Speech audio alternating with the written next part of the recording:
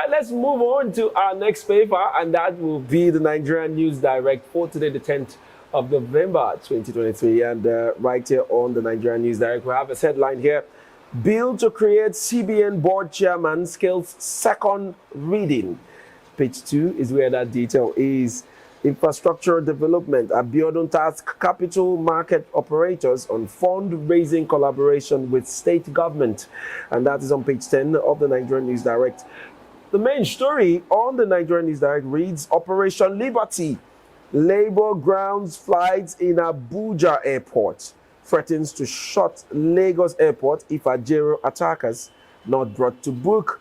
As aviation minister urges Labour to vacate airport. Says sector has nothing to do with attackers. The full details of this entire story you find on page 3. And at the very bottom, it says NUPRC accounts for 18.13% of revenue remittances as agencies remit 14.38 trillion naira in 2 years. And this statement is made by Naiti. All right, so get the Nigerian News Direct to get full details of the entire story. But let me come to you, Victor. So Labour is back on the news. For a good portion of last week, we spoke about the attack on the Labour leader, that's Joe Ajero.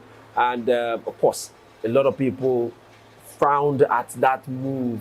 We don't know where it came from. The Imo State governor or government has been accused of perpetrating that act, but they have come out to deny it. They say they didn't do anything.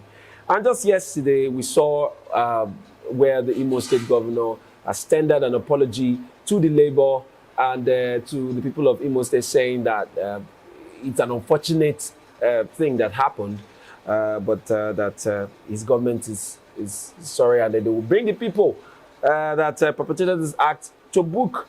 But we see that the Labour is not sleeping on this matter, which I don't blame them on. They've gone ahead to shut down the Imo State airport, which is where, of course, that incident took place. And then also they've gone ahead to also shut down Abuja airport in a bid to get the government's attention to ensure that they bring the perpetrators to book, and they want to see the last of this matter. What do you think is going to be the way forward after the fact that the governor has also tendered an apology to the Labour Congress, and what do you think is going on next? An apology is not enough. Yeah.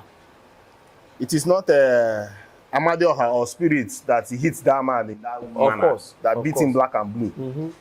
The police, unfortunately, and who gave them the effrontery to do that? I mean, the Joe Ajero is not just one ordinary Nigerian. He's representing, the labor union in the entire country. He's representing millions and millions of workers. He's like the mouthpiece and the face of workers in Nigeria. So who is giving those sets of people the effrontery to perpetrate such act? And that's what they are asking for. They say, we need to know what's going on. So can we now also say that the police are not also doing their job? Because you cannot tell me when the act was being done that there was no policeman around that vicinity. Okay, so what the labor union are asking for me, is so valid. Just produce the people that did this. Let us prosecute them. Simple. And you can see the government of Imo State, okay, they've tendered an apology. Is the apology enough? It's not enough. You are the chief security. Tomorrow night you come out and say, I'm the chief security of the state. I know everything. At this point, can't you bring out the people that perpetrated this act? If you are truly the chief security officer of the state. And if he says his hands are clean, he should bring out the people, because fingers have been pointed at him that, Oga, you are responsible for this. Because before the protest took place, they've already sent warning out that Labour has no business protesting in Imo State. And of course, we spoke about the political undertones as regards that protest, where you analyzed, if you haven't watched that episode, please look out for it, where you analyzed some of the things that might have brought about this action. That they see Joe Ajero as a would-be politician, and now he's representing the Labour, but it looks as though he's tilting towards becoming a politician, and so they are not going to actually receive him with that soft hands that he's expecting as a Labour leader. And then why are they protesting few days to the election?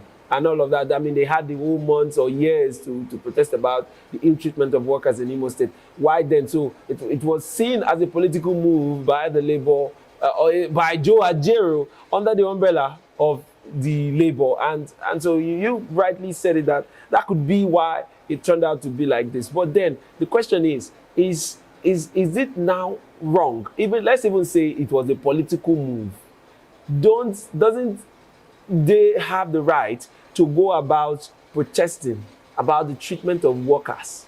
Because he didn't come as Joe Ajero, he came under the umbrella of the Labour. So doesn't the Labour, which is their primary responsibility, if you ask me, to look out for Nigerian workers, is it not part of their responsibility coming out to protest on that day? But look at the issue too. These governors have power over the courts. That when they move to the court, when they go to the court, they can get judgment. Yes. And that is what the Imo State government did. They have the power. They went to industrial court, got a judgment. But now the Labour are saying it's a kangaroo judgment. So these are the issues that we have. See, oh, come on. So the Labour is not obeying the rule of the court, and the government too at some point does not obey it. So who is to blame? Produce the people that beat up this man. You will not produce. So these are just big issues right now. And look at the consequences of these issues. That this weekend, this Saturday, many Imolites will not come out to vote. Yeah. Because they are already feeling that the polity is already heated up. So heated. Will I sacrifice my life over these men that will not remember me tomorrow? So you find out that it gives the bad or the dangerous politicians power. Because they be like, okay, the people that are going to vote me out are not coming out. So since I have my arsenals, let me release them. My people should come out, and let's find ways and get these numbers and be declared winners. Okay. So also on that headline, we saw where the aviation minister is appealing to the Labour members that are blocking the Abuja airport to vacate that the Abuja airport, and the aviation sector has nothing to do with the attackers. Do you agree with him? Because if you look at the situation, those attackers came when Joe and his Labour teammates went to the airport.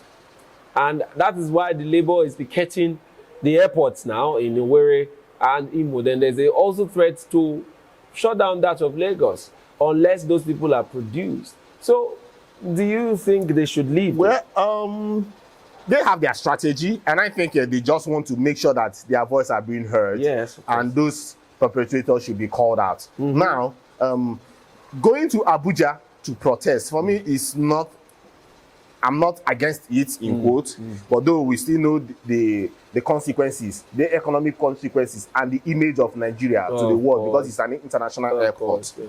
But then, why I think it was a smart choice by them. Both parties, everybody's playing smart on each other. I think why it's smart on their own side is that the Labour chairman is a national figure. Yeah, of course. It's not a state Labour chairman. It's not Imo State Labour chairman. He's a national chairman of the Labour Union. So going to the national to voice their grief is not a bad thing. But then, where the honorable minister is coming out to say that the Labour Party are playing, or the Labour Union are playing the script of the Labour Party. So that the Labour Union should not be a figure of politics.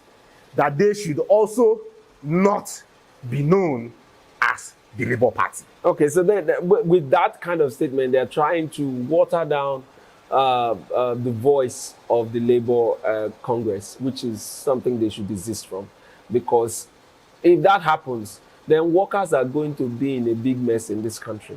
Because under the regime of, what's his name, Waba, it looked as though the Labour was a toothless dog. They didn't have a voice. And now Joe is beginning to, show some body language of we are here, and we have the strength, to hold the nation to ransom, to demand our rights. And now politicians are trying to water down the strength of the Labour's union and their voice, and that I really think is not necessary. You know my issues here now. This man, as in Ajero, do you know the blows or the assault that he received might not go out of his memory. He might also drop his tempo. That's what we're saying. Now they are beginning to trying to intimidate him to the level that he will not have that steam that he needs for the job anymore. They put fear in this man. Look at that beating. That beating is not just. And then they are expecting that the labor union should not do anything about it. So that when he goes out any day again calling for, some kind of protest, maybe a rightful protest, it will look as though, it doesn't make sense anymore. They're trying to make the labor union look like a joke. And that's wrong. Politicians are doing so much in this country, but then we hope that it gets better. All right, we're going to take a quick break right now. Once we come back, let's look at our last paper for today's program. Don't go anywhere, we'll be right back. Children's Studio, we certainly can deliver the best studio experience. Our carefully designed studio space can bring your diverse creative content ideas to life. We aim to consistently serve value to our customers far and wide. Come, let Tharv Media give life to your dreams. Tharv Media, a slice of infotainment.